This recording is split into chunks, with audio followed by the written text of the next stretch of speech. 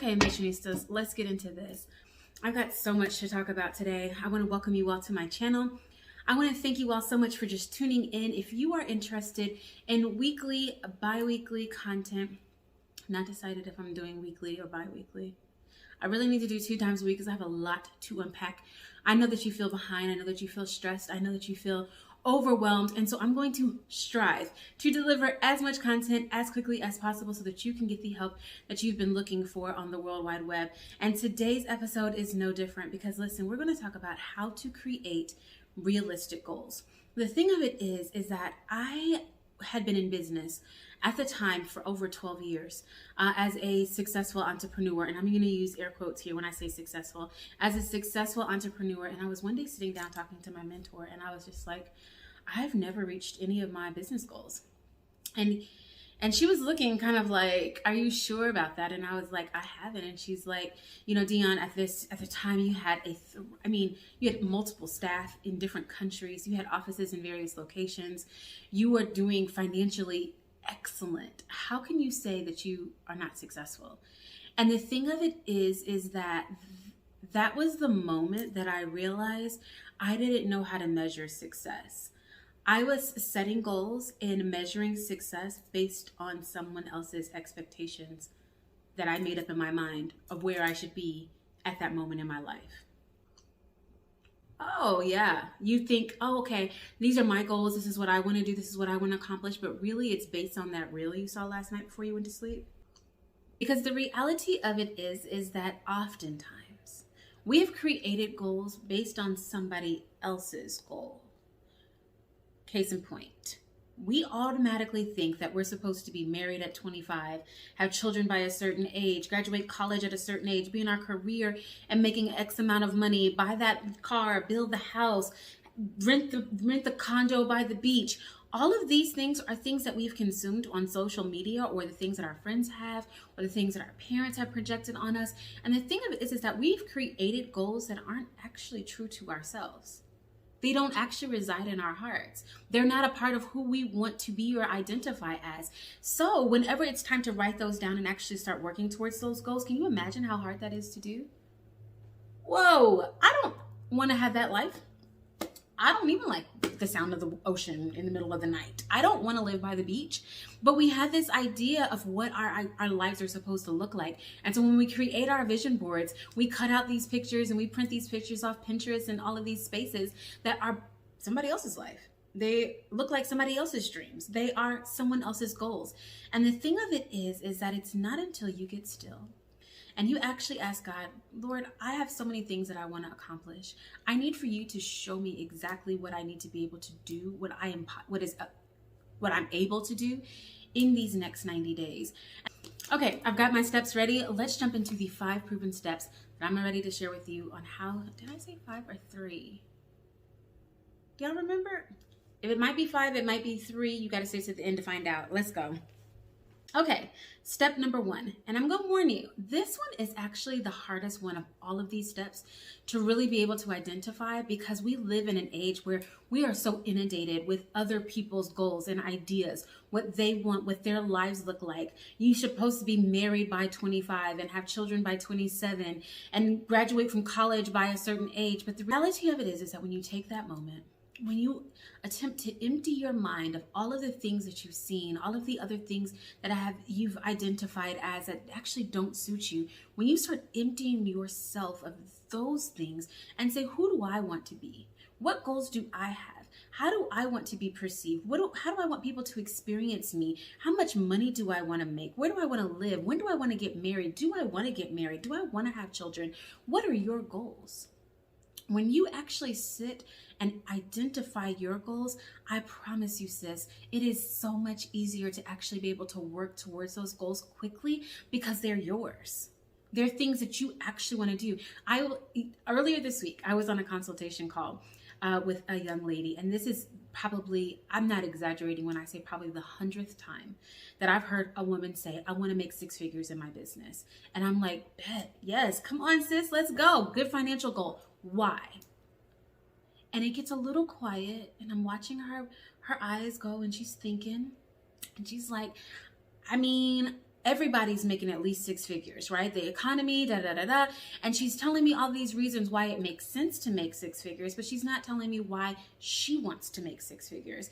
And the thing of it is that honestly, when we got down to it, she really just wanted an extra $1,000 to $3,000 a month inside of her business. She's a side hustler. She's like, I work a regular 9 to 5. I'm working on building my business. I know that I could be making more money, but really, like, if I could just start at making an extra $1,000, $1,500, $2,500 in my business, that would help me get to the next space that I need to get in, and I can get the ball rolling, and I can hire somebody to help me do certain things on social media. I mean, when we really started looking at her goals, she never ever even wanted to live 6 figures. She actually doesn't want to be an entrepreneur. And that's something that we assume, especially us entrepreneurs, especially us individuals that are content creators or YouTubers or influencers. We believe everybody wants to be an entrepreneur and have our same life. And that's not the case. And so the thing is that I want to challenge you to sit still, empty your mind of everything that you've heard, everything that you've seen, anything that's been projected onto you, and identify what you want.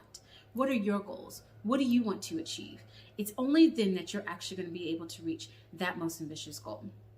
Okay, number 2, success is a decision. If we're graced with the opportunity to be able to wake up in the morning and step into our morning routine, we've made the decision to actually start our day out successfully. We make our bed. We have our devotion, we pray, we meditate, we work out, we get our bodies ready for the day, we get dressed, we wear things that make us feel good, we put on lotion, okay? We put on a little Christian Dior perfume so that we can make sure that we feel the way that we want to be experienced throughout the day. And that was a decision. So why can't the way that you then walk into your office and be successful the rest of the day also be a decision? The thing of it is that we have to plan for success. That means that planner that you have that you haven't been using, that opportunity that you have to work in a board like Trello, or if you have a printable or digital planner, the reality of it is the moment that you choose not to pick that up, not to plan your day, not to organize your time, not to set boundaries around your most valuable asset, which is your time. The moment that you decide to not do those things is the moment that you decide not to be successful. So step number 2 sounds really easy on actually planning and organizing your day, and it doesn't have to take long. But think of it this way, is that you're making a decision to be successful.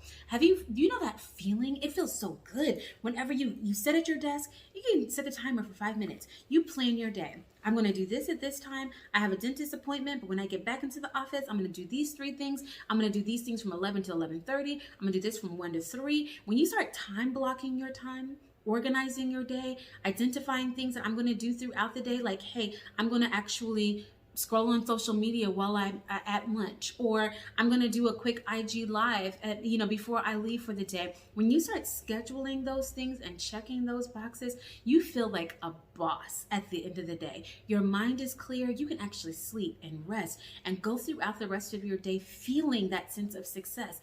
It was a decision. It started at that morning routine. Just the way that we put so much emphasis into our morning routine is that what I want to encourage you to do is put that same emphasis into actually planning your day. Success is a decision. You can plan for it. Okay, step number 3. I know that we roll our eyes a little bit at the SMART goal method. We don't like to hear the acronym of you have to be SMART, specific, and all of the things, right? Measurable, is it realistic, is it timely? But here's the deal. You can laugh, and we can laugh all we want at the SMART goal method, but it works. It's proven. I've had so many individuals, case in point, right before I started recording today, I was on a consultation call with someone that was joining the AP Click. And she was talking about her goals. And she was like, my goal is to be able to open my skincare line in the beginning of next year. And I was like, that's amazing. What kind of skincare products are you going to sell?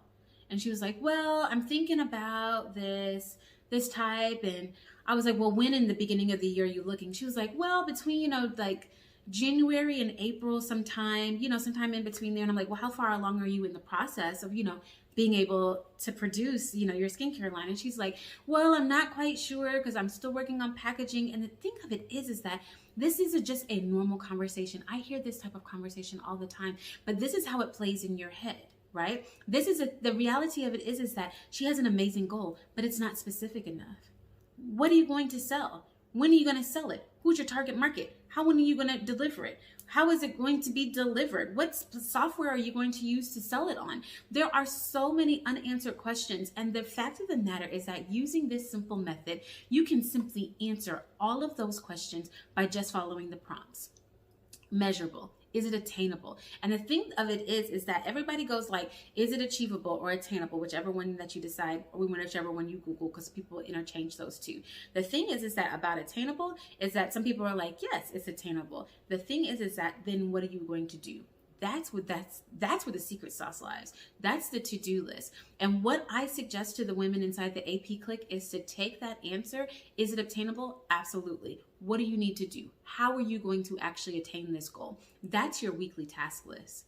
And the thing of it is that I operate out of a 90-day method. You guys know me as the 90-day queen. I own the Ambition Planner, and that is something that I'm always going to promote. If you all have not gotten your Ambition Planner and you want a free 5-day downloadable, please see the description below. I'll leave you a free downloadable of the 5-day Ambition Planner below so that you can try it out, because you'll be able to then see exactly what I mean by creating your method, your goals using the SMART methodology. But then you are also able to look at what do I want to be able to do and break it down week by week. 90 days is 12 weeks. 90 days is a long time. We try to say, that's too fast and we need more time. The reality of it is the more time you have, the more time it's going to take. So you setting a timeline to when you actually want to be able to achieve this goal is honestly the way for you to be able to level up and get there. But what are you going to do? Week 1, this is my goal. All right. So we're going to take the lady that I was just talking about that I had the consultation with. You're going to take your goal. I want to start a skincare line. What do you need to do week 1 to reach that goal? Well, I need to break these things down. Well, I need to really identify my launch date. I need to finalize the products that I'm going to launch with. You have a lot of options, but I'm going to just start with these things. I need to finalize my packaging and my platform. Boom. What are you going to do week 2? You have 12 weeks, 12 opportunities. I'm not talking about being overwhelmed. I'm talking about a method that is going to help you to be able to relax and get through this journey easily, because what ends up happening is that you've whizzed through week 1's to-do list to reach your goal, and you're like, hey, I'll just take some things from week 2 and I'll go ahead and start working on those early. I'll go ahead and start getting those things prepared so that I have a successful week when I can go ahead and knock out these goals.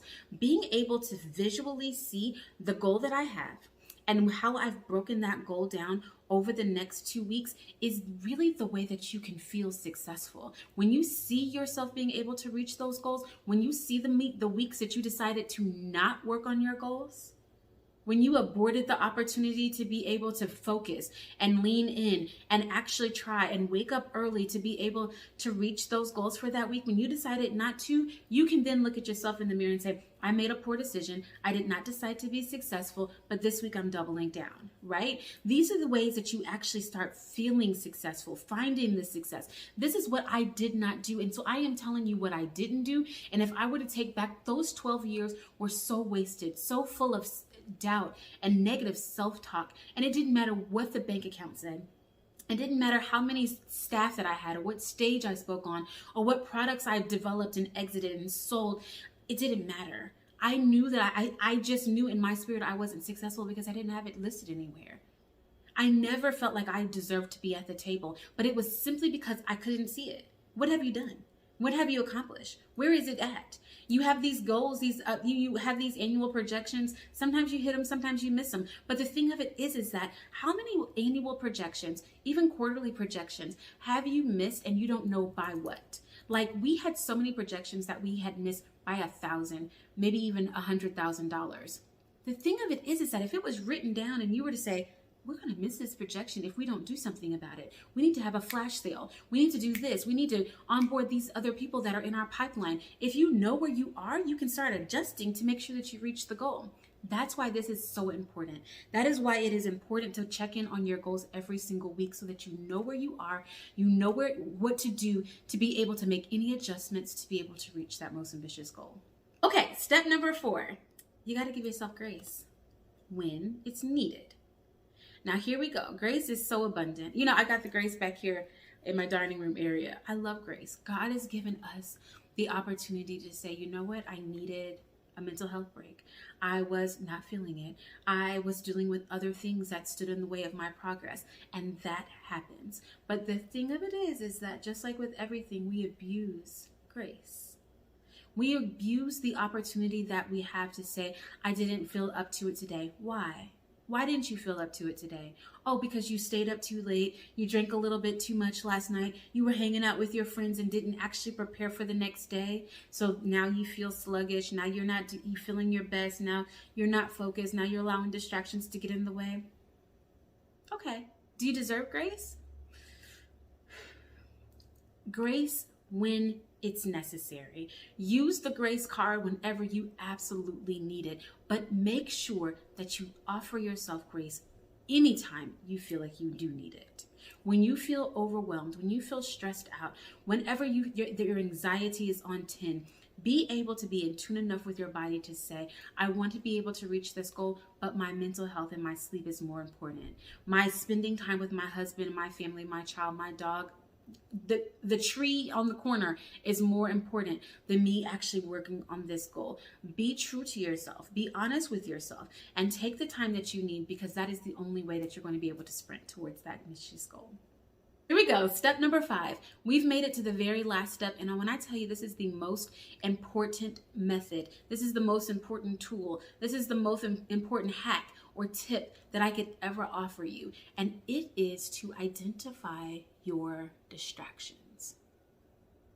What pulls you away from staying focused? What is it that you allow to drift you off to scrolling on social media? What is it that happens whenever you open another tab and start working on another task? What happens? Identify what your distractions are, because let me tell you, nothing makes the enemy more happy than being able to distract you from your purpose. Only thing that he can do is to distract you, to keep you occupied, to make you say, oh, I need to do this. This is more important. Keep you on social media just a little bit longer, watching multiple videos whenever you just came for one, opening tabs and working on another task. The thing of it is that we're distracted by so many things in life, and life is distracting. But when you identify what your distractions are, when they arise, as they will, you can then know what to do to fight against them. I keep a little post-it next to my desk or next to my keyboard.